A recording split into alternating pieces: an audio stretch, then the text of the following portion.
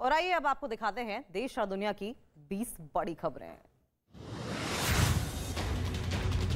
UP के प्रयागराज के Umesh Pal shootout case में बड़ा पर्दाफाश हुआ है। सूत्रों के हवाले से खबर यह है कि हत्याकांड के 3 महीने पहले बीएसपी नेताओं से अतीक के परिवार का पैसों का लेन देन हुआ था। कुछ बीएसपी नेताओं का नाम सामने आया है। अतीक के घर से रेड में बरामद रजिस्टर से पर्दाफाश हुआ है। साथ ही अतीक के गिरफ्तार नौकर ने भी पैसों के लेन देन के बारे में पुलिस को जानकारी भी दी है। माफिया अतीक अहमद की पत्नी शाइस्ता परवीन पर बड़ा पर्दाफाश हुआ है। सूत्रों के मुताबिक उमेश पाल हत्याकांड से पहले अतीक के घर 4 से 5 बार पार्टी भी हुई थी। शाइस्ता परवीन ने बीएसपी के कुछ पदाधिकारियों को करीब 15 लाख रुपए दिए थे। साथ ही शाइस्ता परवीन ने बीएसपी फंड से मोटी रकम देकर प्रयागराज से मेयर का टिकट भी हासिल किया था। शूटआउट केस से ठीक पहले बीएसपी ने प्रयागराज जोन का कोऑर्डिनेटर भी बदल दिया था। आकांक्षा केस में पुलिस की कार्रवाई पर कई तरह के सवाल उठ रहे हैं। इसी बीच जिस होटल में आकांक्षा का शव मिला था उसका सीसीटीवी वीडियो भी सामने आया है। दावा यह किया गया कि पुलिस की गैर मौजूदगी में होटल के कमरे का ताला खोला गया था। ये वीडियो 26 मार्च की सुबह करीब 10:30 बजे का बताया जा रहा है, जबकि दावा इस बात का किया गया था कि पुलिस के आने पर होटल का कमरा खोला गया था। खालिस्तानी समर्थक भगोड़े अमृतपाल की कई राज्यों में तलाश जारी है और इस बीच पंजाब के डीजीपी गौरव यादव ने पर्दाफाश किया है। डीजीपी ने कहा कि पाकिस्तान की एजेंसी आईएसआई के इशारे पर पंजाब का माहौल खराब किया जा रहा है, लेकिन पंजाब पुलिस आईएसआई के नापाक इरादों को कामयाब नहीं होने देगी। साथ ही उन्होंने अमृतपाल को नसीहत दी है कि जो भी व्यक्ति कानून का वांटेड है उसे खुद को पुलिस के हवाले कर देना चाहिए। झारखंड के जमशेदपुर में 2 गुटों के बीच पत्थरबाजी और झड़प में कई लोग घायल हो गए। इस दौरान उपद्रवियों ने दुकानों में आगजनी की। भारी तनाव को देखते हुए पुलिस ने इलाके में धारा 144 लागू कर दी है। बताया ये गया कि ये पूरा विवाद धार्मिक झंडे के कथित अपमान पर हुआ। हंगामे को देखते हुए पुलिस ने लाठीचार्ज भी किया और 6 उपद्रवियों को गिरफ्तार कर लिया है। मामले को हालात को काबू करने की पुलिस कोशिश कर रही है। झारखंड के जमशेदपुर में हिंसक झड़प के बाद आज शहर में शांति का माहौल है। कुछ इलाकों में धारा 144 लागू की गई है और आरएएफ के जवानों को तैनात किया गया है, जो कि फ्लैग मार्च करते दिखाई दिए। शहर में भारी संख्या में क्यूआरटी के जवान भी तैनात हैं। दरअसल हिंसक झड़प के दौरान पिछले 2 दिनों में दर्जनों गाड़ियों में तोड़फोड़ की गई और आम लोगों को भारी नुकसान पहुंचाने की एक कोशिश के तौर पर देखा जा रहा है।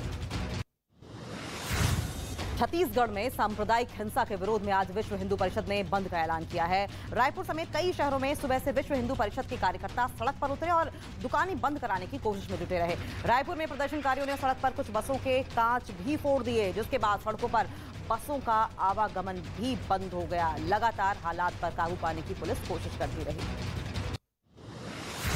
छत्तीसगढ़ की राजधानी रायपुर में सरकारी स्कूलों में खाली पड़े पदों पर शिक्षकों की भर्ती की मांग को लेकर लगभग 10,000 टीचिंग जॉब्स के इच्छुक उम्मीदवारों ने प्रदर्शन किया है। पुलिस ने जब बीएड और डीएड उत्तीर्ण अभ्यर्थियों को रोकने का प्रयास किया तो वो नहीं रुके, जिसके बाद पुलिस ने हल्का बल प्रयोग जरूर किया और अभ्यर्थियों पर लाठीचार्ज भी किया, जिसके बाद सिचुएशन थोड़ी सी कंट्रोल में आती हुई दिखाई दी।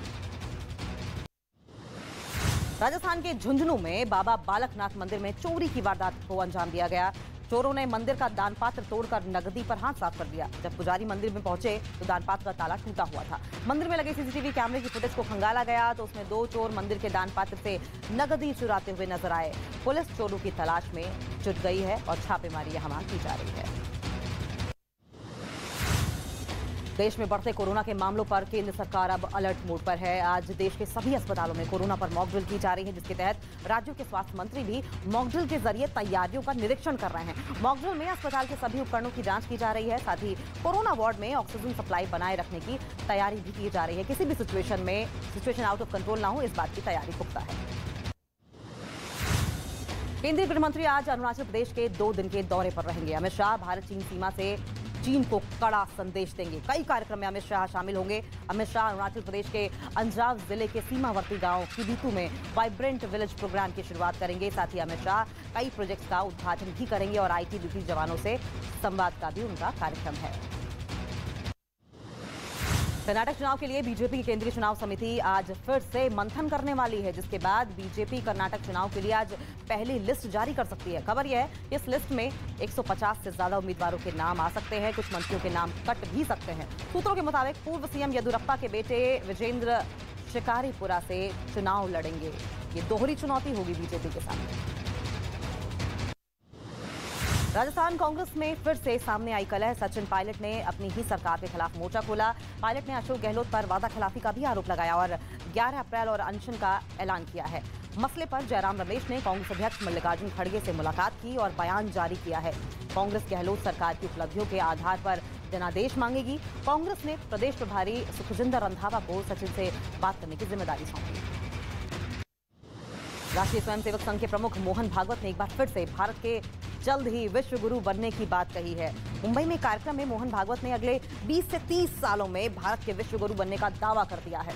मोहन भागवत ने कहा कि स्वामी विवेकानंद ने भारत के खिलाफ दुष्प्रचार करने वालों को मुंहतोड़ जवाब दिया था। उन्होंने भारत के खिलाफ गलतफहमी फैलाने वालों का भी जिक्र करते हुए भारत को विश्व गुरु बनने की बात कही। उत्तर प्रदेश के इटावा में गेहूं की फसल में भीषण आग लगने से काफी नुकसान हो गया है। बताया गया कि आग में जलकर 300 बीघा गेहूं की फसल राख हो गई है। आग फसल के एक हिस्से में लगी थी, लेकिन हवा के साथ आग फैलती ही चली गई। आसपास के लोगों ने आग को बुझाने की कोशिश की, लेकिन काफी देर की मशक्कत के बाद आग पर काबू पाया जा सका, लेकिन तब तक कई सौ बीघा गेहूं की फसल जलकर राख हो गई।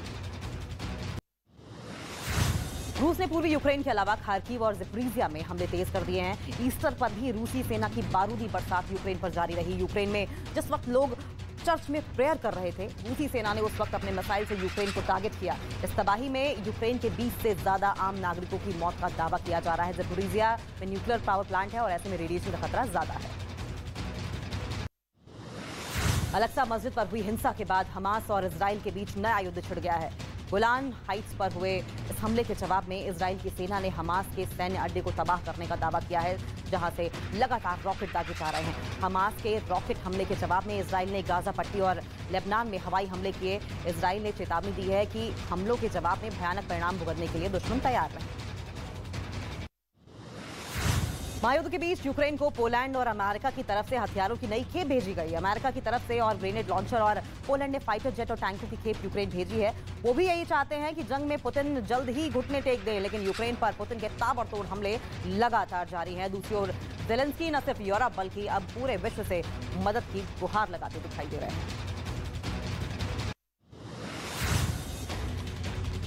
बेंजामिन नेतन्याहू की चेतावनी के बावजूद इजराइल में आतंकी हमले थमने का नाम नहीं ले रहे हैं। लेबनान से उत्तरी इजराइल पर ताबड़तोड़ रॉकेट दागे गए, जिसके बाद इजराइल के प्रधानमंत्री बेंजामिन नेतन्याहू ने देश की सुरक्षा की जिम्मेदारी लोकल पुलिस के हाथों से सेना को दे दी है। 12 घंटे में ये इजराइल में दूसरा आतंकी हमला अंजाम दिया गया। आतंकी हमले में कई लोगों की मौत की खबर है। फ्रांस के एल्प्स में आए बर्फीले तूफान की चपेट में आने से 4 लोगों की मौत हो गई है, जबकि 9 लोग घायल हुए हैं। बताया ये गया कि ईस्टर की छुट्टी पर लोग वहां घूमने गए थे। कई लोग बर्फ के नीचे दब गए हैं, जिन्हें निकालने के लिए बचाव अभियान लगातार चलाया जा रहा है। और इस घटना पर वहां के राष्ट्रपति इमैनुअल मैक्रों ने दुख जताया है और ट्वीट करके ये बताया कि बर्फ के नीचे फंसे लोगों को खोजने के लिए इमरजेंसी सेवाओं को लगाया गया है।